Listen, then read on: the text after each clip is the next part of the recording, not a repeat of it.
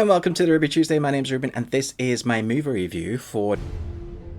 It's not a film I ever expected us to get a sequel to, but here we are. Is it any good?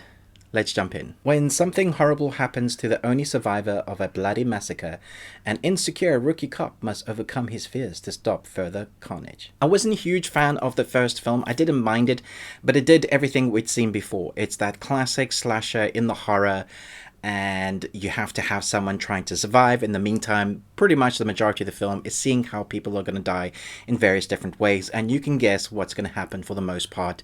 There was a slight change with the meteorite, but it's not a film I ever expected to get a sequel to. Nevertheless, here we are. We have a protagonist who is a cop. He's a cop that nobody gives respect to. He wants to be better. You start off with a dream sequence that kind of sets the tone for what you expect this film to be. So if you like gore, you're going to love this film. It has buckets of legs and blood and traps and various ways that people are going to die in. You have the dumb cops, you have the dumb helpers, the hillbilly sort of helpers that are many brain cells short of a brain. You have our protagonist that needs to learn something along the way and stand up for himself. It's basically two films, because what you expect the film to be is the first half, and the second half is not what you're going to guess what the film is going to be. And I'm not going to talk about that second half because I want you to experience it for yourself if you haven't watched the film yet. I will be giving an ending explained and spoiler moments at the end of this review, so I'll give you a warning. But for now, I just want to say the cinematography was actually pretty damn good. The prosthetics was excellent. The monster makeup was so good. There is a scene that I couldn't quite believe what I was watching with a monster and something else, and I was like, wow, okay, that they're going there. They went there. Well done.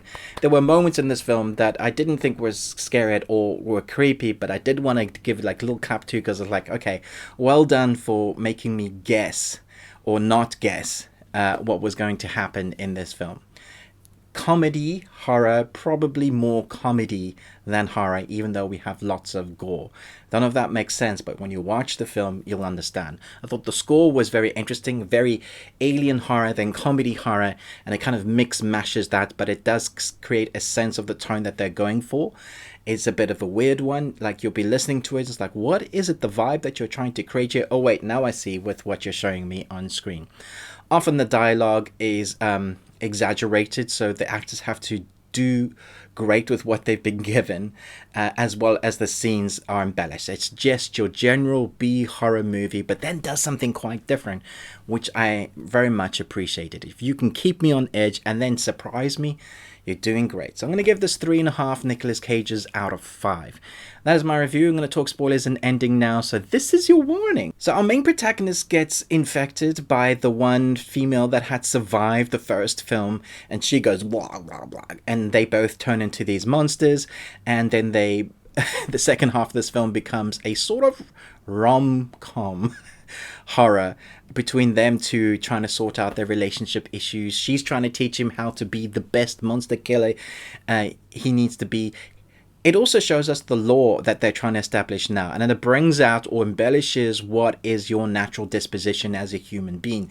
And so when you're the monster, it shows off like what you would probably, or your dark deep secrets, or whatever is down in the dark depths of your human psyche, that comes to light. And so she obviously has some stuff to deal with because she hadn't been treated well in her life at all, and so that comes out with her killing people easily. But this cop who'd been walked over but always wanted the love story, you know, he dreamed of being the hero in his own life, can't kill or become the killer like she wants him to be. And so we have them kind of head-butting, monster-butting, but we have that sex scene.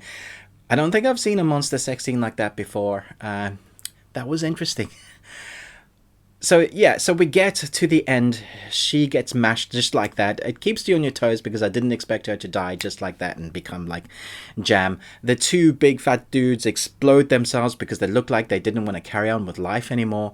And then we get that ending scene. Just as the credits are rolling, we see the scientists now dealing with the body of our main protagonist, the monster now, the cop that was the cop once. And he hadn't been able to roar before, but as they inject him into his head, he gets that monstrous roar. So we're left with thinking, okay, so now he is coming into his powers. He's going to break out, take them all out, maybe find love that he wants to. But I'm guessing the part 3 of this is going to be called Nobody Sleeps in the City Tonight, or something like that, because it won't be the woods anymore unless he finds the woods in the city. But I definitely think they're starting a universe here. We're going to get more infected, more killings in streets. They're just going to go for the proper maniac cop storyline, because if you've seen the poster in his bedroom, you'll see that that's a film that he loved. If you remember Maniac Cop, how that turn, what that goes into, Maniac Cop is a natural disposition with monster, or he kind of was a monster, wasn't he? And so we have this cop who is monster in the city. So basically Maniac Cop. Let me know what you think they're going to call the title. Did you enjoy this film? Did you see where it was going? I haven't expected a twist like that in a film since From Dusk Till Dawn, you know, when it was one kidnapping and then turned to vampires. It felt like along the similar line. Let me know your thoughts below. Thanks so much for watching, but most of all, until next time, remember, live long and Tuesday.